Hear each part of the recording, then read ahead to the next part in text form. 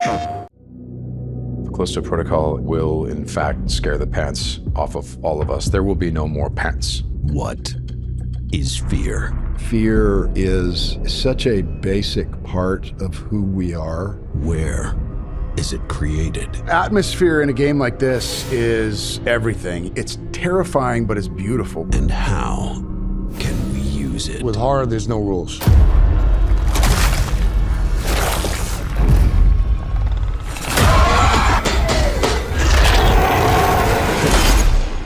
Glen Schofield and the developers of the Callisto Protocol invite you to join them and some very special icons of horror. I think it goes back to the earliest times around a campfire. The perfect horror experience is something that scares the piss out of me. Think of it as a roller coaster. I want it to make me feel things. I want it to startle me. They're all magic tricks. That's what we're doing in the movies. As they discuss crafting the perfect horror experience. The 5 tenets of horror for the Callisto Protocol are brutality, atmosphere, tension, helplessness, and humanity. The Callisto Protocol is Mastering Horror.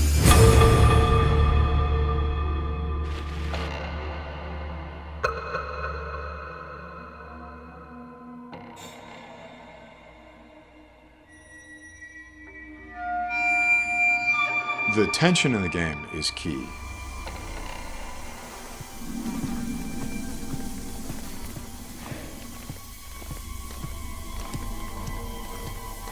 Well, when you think about horror, it's not just sort of an endless series of jump scares, one after another. Tension is built in the moments where you know something is coming, but you don't quite know what it will be and where it will come from. And then that release, whether it's a scare or not, right? You have to be on your edge of your seat because, you never know. Are we going to scare you then?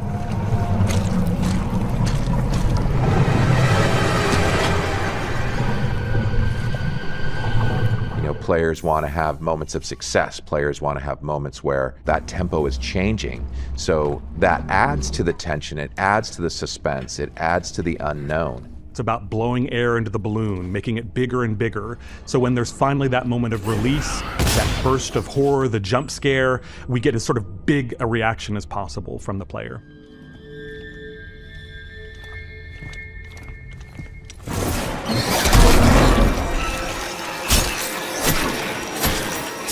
That kind of tension building is similar to film and TV. If you can, work on the anticipation of the audience, if you can play their anticipation against them, that's another way to build suspense and to make things, more terrifying. Most people want to avoid or get out of a feeling that's so intense and dreadful. In fact, our natural response when we feel an intense negative emotion is to find a way out of it, make it stop. Those of us who are willing to tolerate that peak are actually kind of more emotionally intelligent when we know eventually that's going to dip out. And those folks that interact with the game for prolonged periods of time are better able to be in control of emotions during that tension.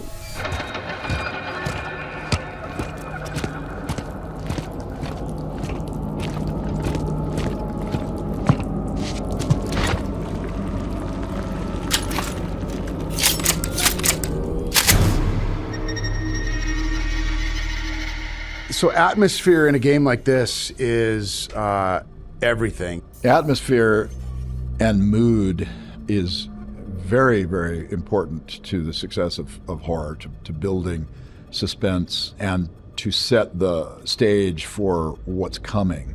It's so critical to kind of creating that experience, that sort of visceral, sort of emotional reaction. Alien, the spaceship.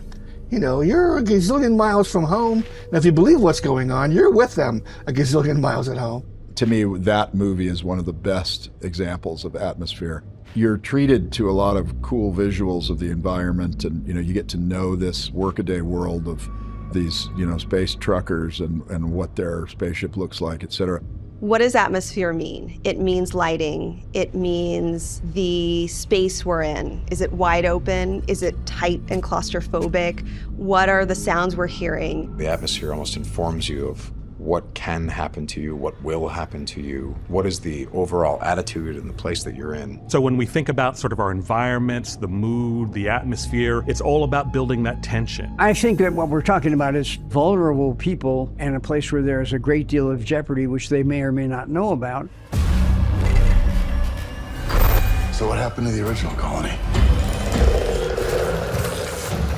The big word for atmosphere, I think, is immersion. I want to feel getting spooked while looking over my shoulder. I want all of that. I love it all. I think that's the beauty of the whole gaming world, is that you are truly immersed and you sort of control your own destiny. And this one is, I mean, the guys that made it, I was like, are you okay, man? How did you think of that? And what went through, like, what was your creative process to think of that? That is unbelievably scary. The design of the prison and the overall planet and just the environment is it's a pretty deep process. We probably put half of our resource just on environment design into getting the right atmosphere.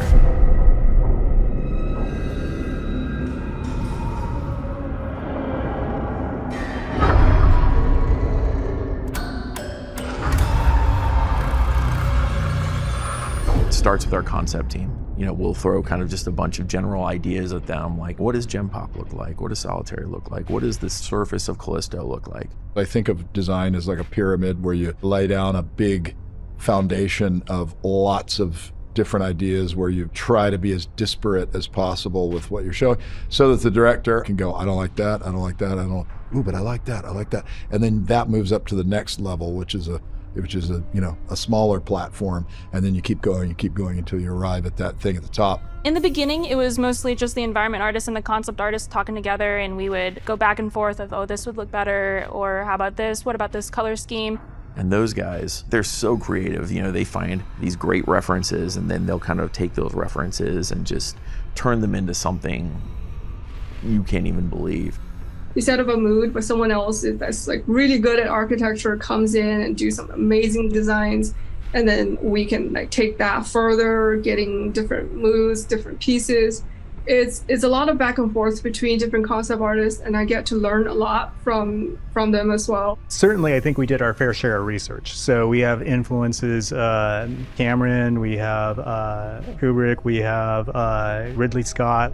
Our art director, Demetrius, and I spent a lot of time like finding imagery and stuff that we would kind of throw their way. Like, hey, you know, we're thinking we need some sort of a futurized panopticon area inside the prison, or we need to futurize, like, what does Solitary look like? Like, we want it to be darker. We want it to be more brutal feeling, just something that is just terrifying to walk through. We want to make you afraid of opening every door. You know, why are all the cells empty? You know, that sort of thing, right? We want you to think a little bit as well, right? When we were doing the research, some of the stuff became self-evidence. When we were designing the creatures, mutation was something that we were putting forth. And then we were designing the environments to match that. We thought, oh, what matches mutation? Oh, what's a technology that matches mutation? There's something called generative design that's for taking man-made objects, throwing it through AI, and it mutates it into a new design. But what comes out looks very alien and not man-made at all. So it was a perfect match for what we were doing with the creatures. And so we'll go through a few revs of kind of like designing what the lighting scheme would be like, what the color scheme would be like. They didn't have a clue what was going on. Things are changing. To come up with the color palette, we actually went through the psychology of the color, emotion of the colors, as well as to actually referencing a lot of horror movies, sci-fi horror movies.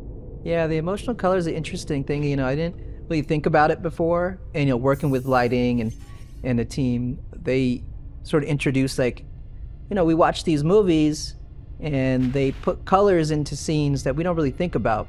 One of our areas is a very kind of wet, processing area. And so we deliberately use greens and yellows and browns in those because they are colors which emphasize disgust. And so we want the disgust to come through as the underlying fear element in those areas. And we play around with color space theory all the time through our very sophisticated lighting system. Combining that with us trying to tell the story of what's happening in each one of these spaces, using materials, using bloody handprints, following a trail to like someone who's lying there on the floor. Combining that with the color theory, it provides a very impactful experience, I think.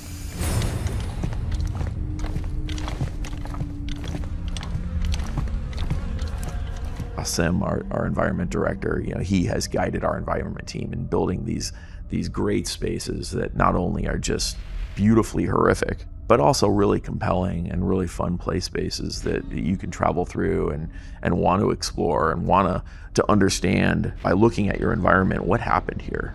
There's a lot of different ways to go about it, right? High contrast, dark areas, gross spaces that you don't want to be in, right? Makes you uncomfortable, and lots of blood.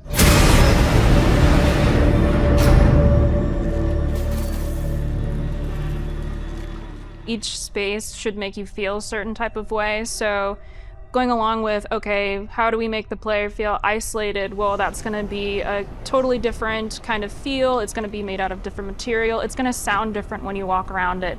Or how do we make the player feel trapped? That's gonna be another kind of environment. So it's going off of what we kind of know and then making it fit into kind of that world and how we wanna make the player kind of feel in that moment. Confusion is an important part of horror, and providing information, maybe misinformation or taking away information or making information abstract.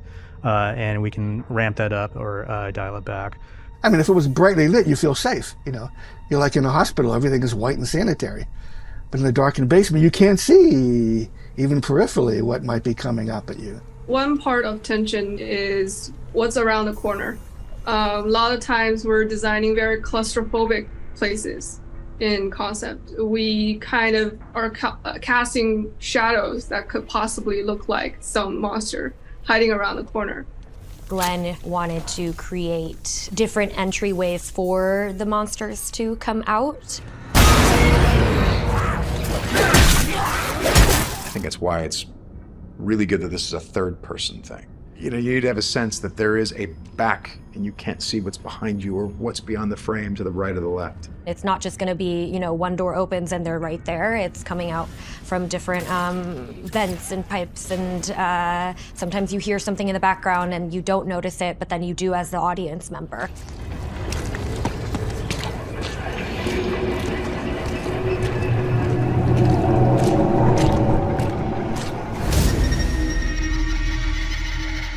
In the 50s and 60s, there was a filmmaker by the name of William Castle, and he understood that enhancing shock and fear could be more fun. I love William Castle. I'm very attracted to those kinds of larger-than-life personalities, people who are, they may be doing something cheesy and, low art, but they're pushing the envelope there. He developed this thing called a percepto buzzer. He would have these buzzers in seats go off while the movie was playing, probably during points of tension. This was essentially shocking moviegoers, but it was also very exciting for them.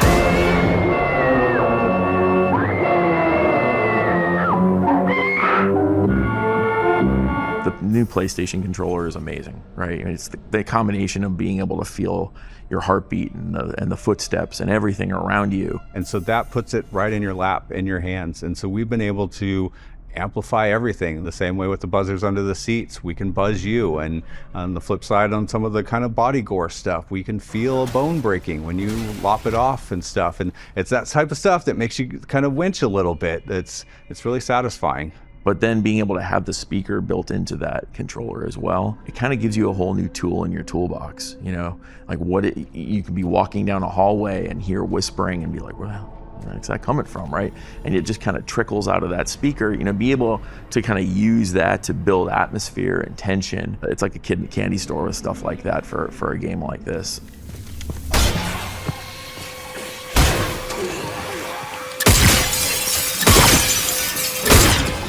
Using elements of sound in order to create fear is, I think, brilliant. Not just the sounds of the creatures, which are terrifying on their own right, but the sounds of the environment and the music and the part that plays.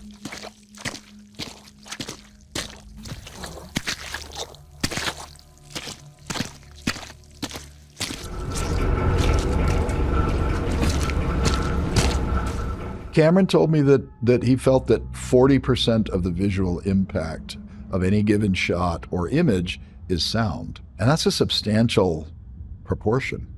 Audio plays a huge role in this, in supporting what otherwise is just an empty hallway. And the ability to engineer horror is a lot easier, in my opinion. Being able to walk down a hall and just hear something, even if you can't see it, hear something walking, or hear something fall, or hear something scratching, and not knowing what's going to happen.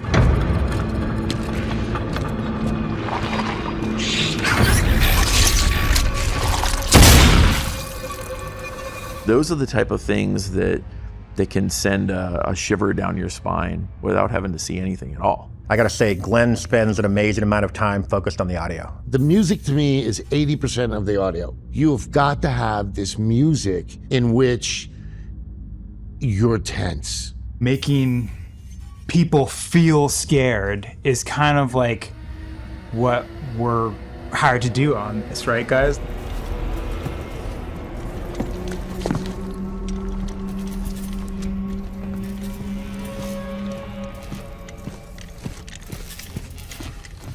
We've done a lot of things with our apprehension engine. The apprehension engine is something that Hollywood has used. It's brand new. It's this crazy invention, right? It's a weird looking thing and it's got metal on it and strings and stuff. And the sounds it makes are just awful.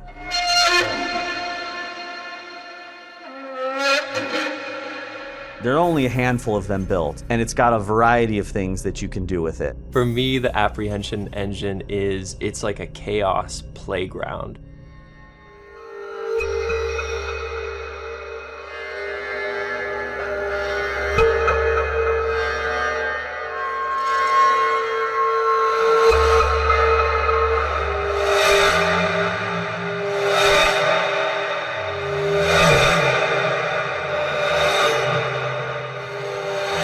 So you've got sort of this core box, and there's kind of a 3-string kind of cello component. The most basic thing is it's got a reverb spring in it. You can just flick it with your finger like this and make the loudest noise you have ever heard. It's so disturbing. It's in Dr. Sleep, actually, several times. It comes with a little bow, and with that, there's like these rulers that it has, and each one is different lengths, so you can get different pitches and bend the rulers. As if that wasn't enough, then it's got basically a hurdy-gurdy built into it, and the hurdy-gurdy can be played either with a slide or you can play individual notes. I think I watched YouTube videos to figure out how to even put it together because the instruction manual is really minimal. And once you start playing it, you realize you're like, oh, well, it's just gonna tell you what, you're gonna just react with it, and there's no like right way to play it. And I think it made so much more sense after spending some time with it. It's like, of course, yeah, it's just like whatever you put into it, it's gonna sort of give you that kind of like weird tension vibe energy back, and it's just gonna create this kind of like feedback loop of hellscape sounds that come out of it.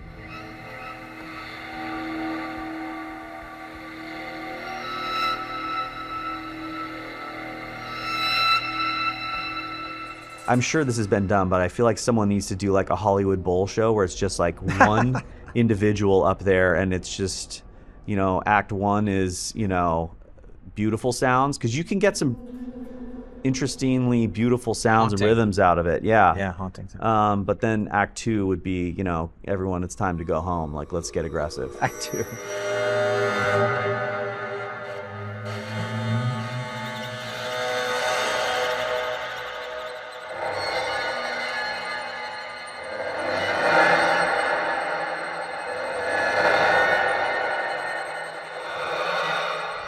every project you're trying to make it is fresh and unique and something people haven't heard before. And it makes it really, really challenging, but also incredibly fun too, because, you know, it's great to do crazy things that people haven't heard as much, and you get away with that like crazy in the horror genre. Having the creative freedom to be experimental, like no boundaries, is so freeing on it, you know, especially with an instrument like this. Like, not many other projects would be cool with it.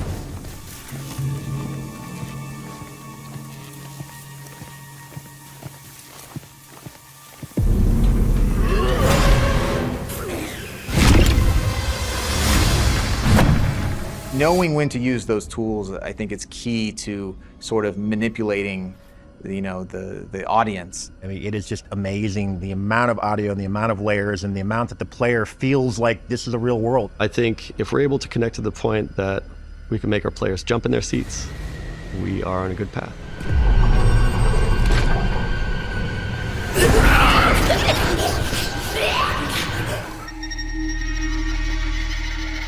It's terrifying, but it's beautiful what they created, this world. I mean, I love the sci-fi outer space aspect of it, you know, and then the intimacy of the prison and all the stuff that happens within that and how they designed all that. To me, they created this world that is awesome and also very scary. I want the quality of the content that we're delivering to be on par with any film.